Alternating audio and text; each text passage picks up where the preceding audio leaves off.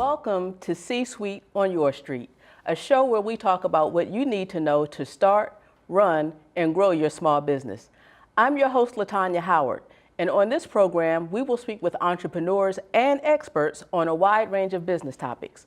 Our goal, to share resources, tips, and tricks to help you operate and think like a CEO, wherever you are on your entrepreneurial journey. Today's guest is Mark Wells, a business consultant with the Maryland Small Business Development Centers. The SBDC provides sound advice and consulting to small businesses across the state, and Mr. Wells has personally helped business owners throughout Prince George's County. Mr. Wells has an extensive background in working with small businesses, and today he will share how you can receive one-stop assistance for your business. Mr. Wells, welcome to the show. Good morning, LaTanya. How are you? I'm good. How are you? Good, good. Well, I know that you have a lot of information that you want to give us today, but let's start off by you telling us a little bit about your experience and what motivates you to work with small businesses. Well, I started off in banking, and in 20 years of being a small business lender and also a small business analyst. And I was kind of seeing how I could help my own community, because I live in Prince George's County and actually a graduate of Bowie State. So it kind of brought me back after I went through my banking career, brought me back, and this is an avenue where I can give back to the community. Excellent. Now, what motivates you to work with small businesses? Well, it kind of makes me happy to see a business grow. If you can come to a business and you get them in when they're in their infancy, and then you can take them to their veteran stage and they're profitable and they're making money, oh, that's like a feather in my cap as well as theirs. I imagine so. So we know that you work with the Maryland Small Business Development Centers. Mm-hmm. Tell us a little bit about what the SBDC does. Oh, I didn't sign it? Well, the SBDC takes businesses in 3 different stages: a prevention business, a experienced business, and a startup business. And each one of them, we have benefits for each one of them. If you're a prevention business, that means that you're coming up with an idea and you're going, what you're educated to do, and you want to pursue it. So then you're essentially trying to find a way to do that. First of all, you want to start off with the state, get registered with the state and get registered with your EIN number. We have courses for that. We have courses for, it's called Ready, Set, Go.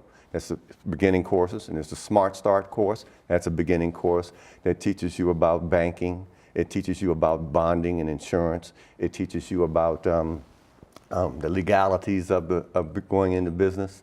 And it also has a marketing person.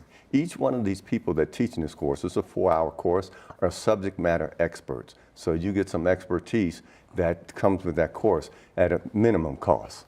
Okay. Now, I know you work with business owners throughout the state, and you've been with the SBDC how long now? 2 years. Okay, very good.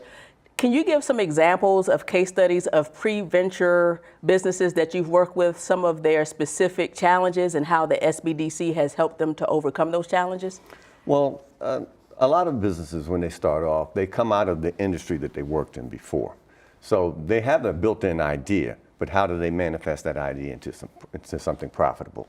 So what we do is get them structured, fundamentally structured, to go into business. That means their EIN numbers and all those things are in place. Then once they get in place, then there are other classes that can help them further their business. Marketing classes, and also counseling by your counselor. Now, most of the time the counselors there, every one of them there that I've met has got 20 to 30 years experience. When you look around the room there's no person there that you can't go to and get some information from, whether it's technology or whether it's retail or a restaurant. There's someone there that is a subject matter expert that can help you grow your business. And a lot of them have been in business themselves. Okay, good. So the other profile that you mentioned, what you just told us about, was the pre-venture profile, mm-hmm. the aspiring business owner who is still conceptualizing starting a business but has not yet taken that first step. The next profile, I imagine, will be the startup profile. Mm-hmm. That's the business that has been in business for up to a year. Tell us specifically about how the SBDC can help this particular client profile. Well, let's take a guy that's, because technology is big now and everybody wants to go into IT or cybersecurity. Well, the startup, he's got one contract and he's out. And so he's out the box and he's making a little money, but he's handling that contract. What we want him to do is grow that business into 10 contracts. where he truly becomes an entrepreneur and he's the CEO, not the manager of that contract. Because a lot of times in small business, we get caught up with hands-on. Well, it's great to have hands-on, but after a while, you've got to bring in the people that can help you and help grow the business. You can't grow the business if it's a one-man team. Right. And that's a very interesting point, because I, as a business owner, know that it's important to work on your business instead of in your business. And like you alluded to earlier, in my business, I work with a lot of other businesses as well. And a lot of businesses feel that because they have certain industry knowledge that they can easily transfer that into a business. And what they wind up doing is working so much in the business at that technical level that they don't work at the CEO level. What are some specific examples that you can give me of how you've helped business owners make that transition from the technician, if you will, to the CEO, as you mentioned? Well, Latanya, I think you and I have had this conversation. I think we have. I think we have. So, well, a lot of times it comes back to that you do it really well. You're really smart, really educated, and you don't think anybody else can do that. That's just not the rule. You have to be able to transfer. You have to bring in people that you can trust, and you also have to see how you can expand your business. And if you're going to expand, you got to have people. You can't be in two places at one time. So an IT person, if he's got 10 IT offices, he's got to have a person, an engineer, or somebody there that's capable. In reference to, I got a lot of construction people, and they get caught up in doing one-dimensional things when they have to expand themselves. What I did with one construction person, I had them go to Clark Construction and take their mentoring program. Taught them how not just to be a subcontractor stuck doing what the primary construction person does, that they become the primary. And then they're hiring the subs, and they're spreading out their talent, and they're reaping the benefits of being able to do multiple things. Okay, great. Now, are there any specific courses that the SBDC offers specifically for business owners that are looking to get out of that working in your business mode to working on your business mode? Well, I think a lot of the marketing courses just help them with that. Okay. Because if you got the influx of business coming in, a lot of times you can't be a great marketer and be a great business owner. You got to have somebody that comes in and does the marketing for you. Therefore, that course offers that. And it also brings a subject matter expert there a lot of times that you can hire. So that marketing person that you hire, and we have a lot of referrals on the marketing side. Great. So that you can go out, not just the courses, but individuals that can help you with your business. And when you're trying to grow your business, a lot of times you got to take a step back and look at where's the avenue for you to grow your business. If it's retail, and you want to look at what's going on with your demographics, you want to look at what's going on with your product. If you have one product that you're selling hair products, and this one hair product is booming and other hair products are not, what are you going to do to counter that? What are you going to do change on your website? What are you going to change on your marketing strategy? It's those kind of things that we have experts. And we also have in-house marketing at the university that you can come up and ask them to do a particular strategy that you think might work for you. Okay, that's great.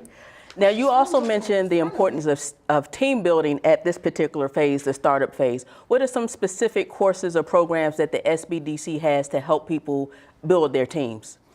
Well, it's expanding your business. Whenever you're expanding your business, you're going to be building your team.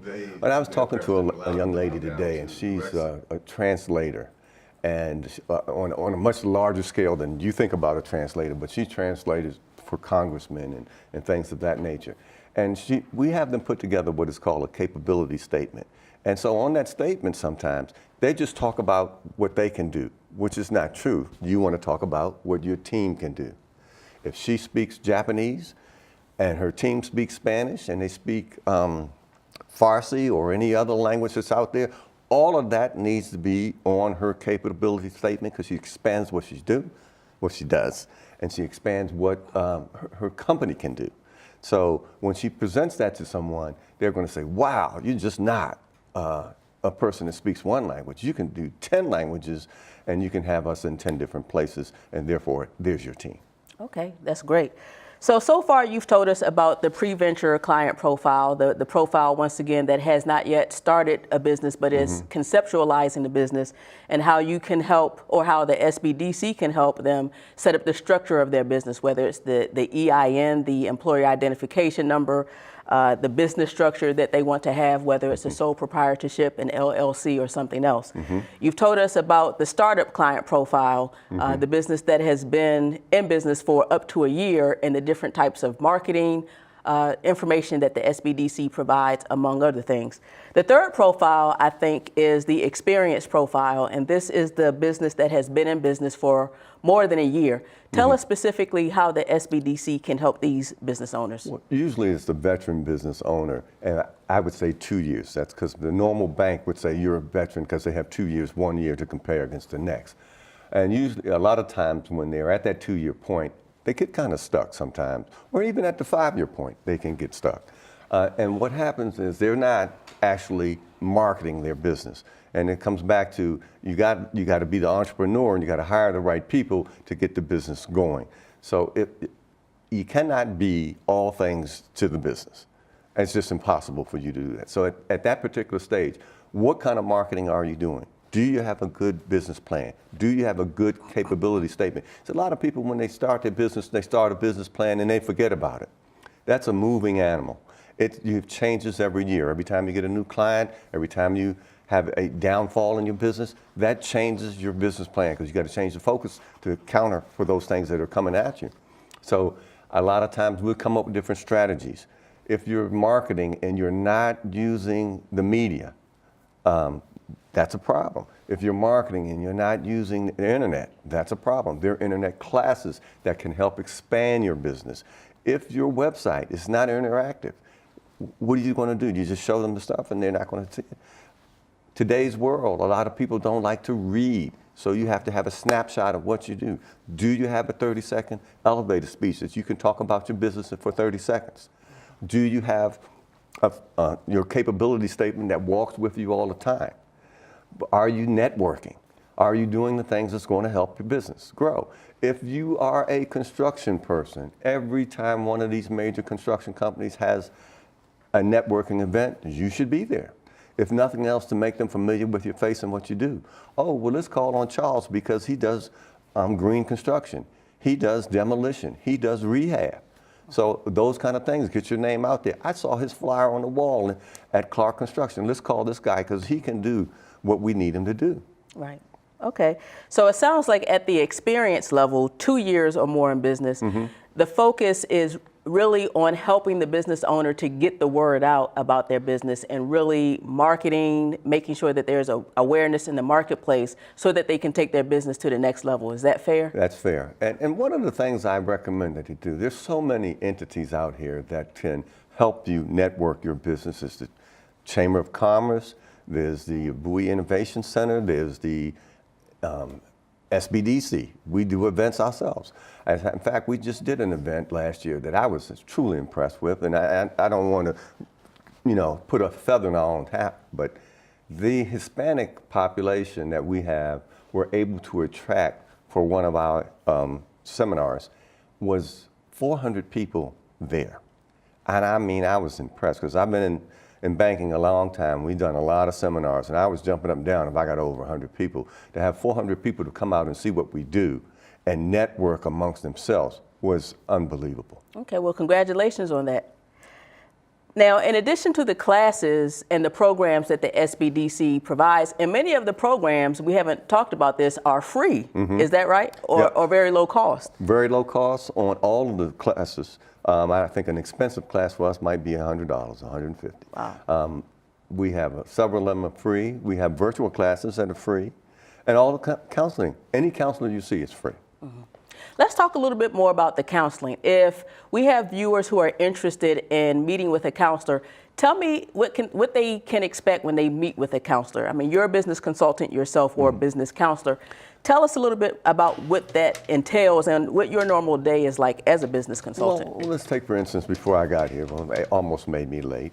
I did 8A counseling. When people go to put their 8A application in case you don't know that's for disadvantaged individuals that are trying to start a business. Right, that's one of the programs at the Small Business Association or certifications. Right. And so they're going to put a package together. And a lot of times they just don't know what, even though they get a list, they still don't know how to put it together properly. And they go online and they put it in and it gets rejected. And it turns a 90-day process into a 6-month process. Well, we try to eliminate that rejection.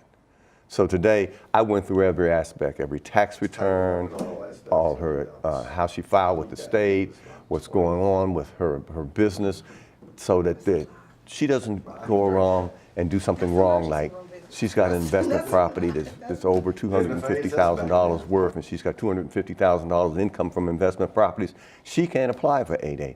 They have to know that so they don't waste their time. So that's the kind of things we do. Now, when we talk about helping people at that stage, there's subject matter experts, as I would consider myself a subject matter expert on finance. So we're going to sit down if you want to put a loan package together. A lot of people put stuff in a loan package that will immediately eliminate them from getting a loan. And it's not necessary to put it in.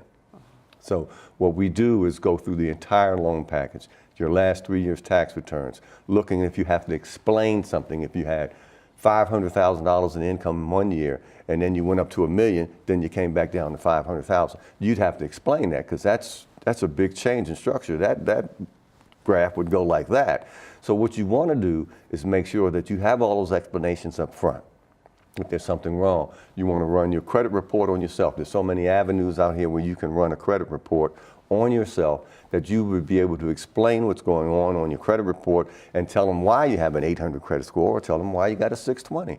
So what we do is I guess we run interference on all those things that could hurt you going into business. So it turns out that we can help you going into business. Okay, that sounds great. Now, how would the business consulting services work for a business that is once again, pre-venture? They're not yet in business. You mentioned before the EIN and setting up the business structure. Is there anything else from a business consulting perspective that the pre-venture aspiring entrepreneur can benefit from? Well, I think that when I'm looking at a new business like that, a pre-venture business, that they want to look at what is the opportunity out there for them that's yielding business. Now, you don't want to go into something that's obsolete, and you also don't want to go into something that you don't know about. So I ran into a guy, and I thought it was a great idea that he came up with, is that he's teaching people that engineers that graduate and can't get a job, he's teaching them how to be certified in cybersecurity. So he's become a referral for me, because if I have an engineer that comes in and I say, well, you're looking for a job, you can't find a job, what's your level of expertise outside of just having a degree? And he doesn't know, so let's get him certified in cybersecurity. I have the same kind of things that happen, and a janitor came to me and he said, I'm just moved to the state and I want to get a job in janitorial services. Well, I said, well, there's a dime a dozen janitors out here, and anybody can be a janitor. So we got to talking, and I said, so what's your strategy? Where's your niche? Where are you going? I said, do you have any certifications? And he turned around, and he's got 10 different certifications in picking up medical waste. I said, that's not on your capability statement. That's not even in your 30-second speech. Don't you think that's extremely important? And those are the kind of things that we try to draw out of people, so that makes them much more marketable and makes, what they're doing to become a wanted product. Okay, so that sounds like when someone is at the pre-venture stage, they can meet with a consultant just to further conceptualize their business model, make sure that they are on the right track to start a business that there actually is a demand and a need for. So you guys can really sit down and just help them think critically through those things. Right. That's wonderful. That's wonderful. And tell me about when a business, regardless of what stage they're in, when they want to meet with a consultant, is there anything they should already have prepared so that the meeting with the consultant can be more fruitful? Well, I think they should take a course before they come in, especially pre-venture. They should take the Ready, Set, Start course that gives them all their fundamental things to do. Then I think they also should take the Smart Start. And of course, before they go online with us, go to our website and sign up, they should take the Smart Start assessment, because that kind of lets them know where they are in business.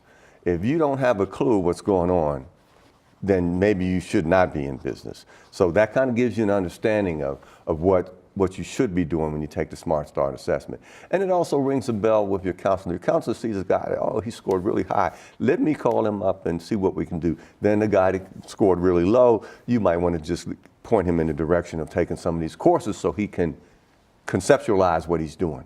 Okay. What are some of the specific questions, if you can tell us, what will be on the Smart Start assessment? Because I think I might take advantage of that myself.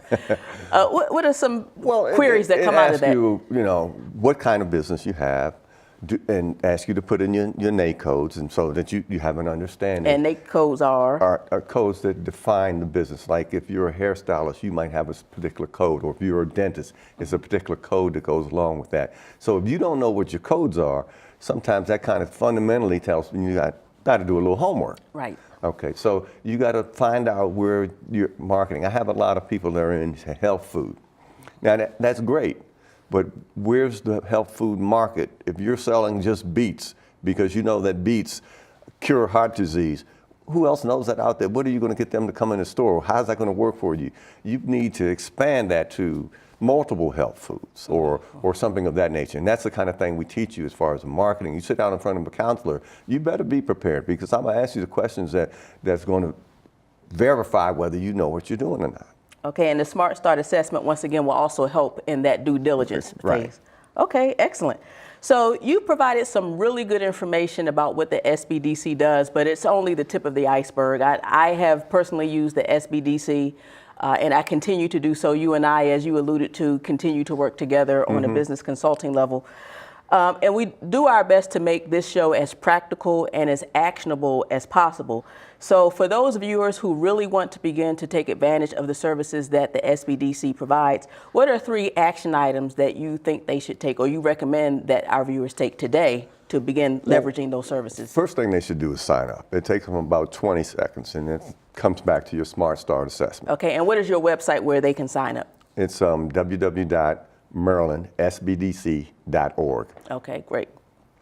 Okay, so the first step is go to the SBDC website. Exactly. What will be the next step that they can take? Well, it depends on where you're at, the stages that you're in business. If you're a new business, then you want to take courses, or even a pre-venture, you want to take the courses that are offered. There are over 20 courses there, from QuickBooks to how do you write a successful business plan. That's a big course, because that's an ongoing thing that you're going to do for the rest of your business. And I think one of the most important part is the 3-year analysis of yourself, the cash flow, and for the month-to-month, day-to-day business. Okay, so that's step 2, find a course after you go to the website, and wherever you are in these client profiles that we talked about, pick a class that's best for where you are. Then set up an appointment with your counselor. Okay, and that will be step 3. That's step 3, right? And that's an ongoing appointment. I think that even when you start off, it's great. You should see them periodically. But as you're in business and your business changes, your demographics changes, you've got to change. So a lot of times people don't identify that. And I have to go back to banking on this. I had a church that was booming when I first gave them a loan a long time ago, and it was an African-American church, and it was in a particular neighborhood, and they had over 500 members. Neighborhood changed. The neighborhood became a Hispanic neighborhood. They couldn't understand why they didn't still have the 500 members. And I said, this is a simple reason you don't have a Hispanic preacher in here. And I said, the minute you do that, it'll change. And offer Mass in Spanish, and absolutely did for them. Okay, great. All right, so once again, those 3 action items are go to the website, which is www.marylandsbdc.org. Step 2 is to sign up for a program, which again will be free or low cost, depending upon where you are in these client profiles that we talked about. And step 3 would be to set up an appointment with a consultant. Right. Yeah. And a lot of times when individuals come to us, they're scared because they think it's going to cost them a lot of money. It does not. And not only the courses don't cost very much, but we have other avenues. We have other people that we partner with that do a lot of things that are free. Okay, wonderful. And if any of our viewers want to contact you, how can they do that? You can contact me. It's always great to contact me by email. It's mwells, the number 14, at UMD, that's University of Maryland, .edu. Now, the main number there is 301-403-8300. Okay, great.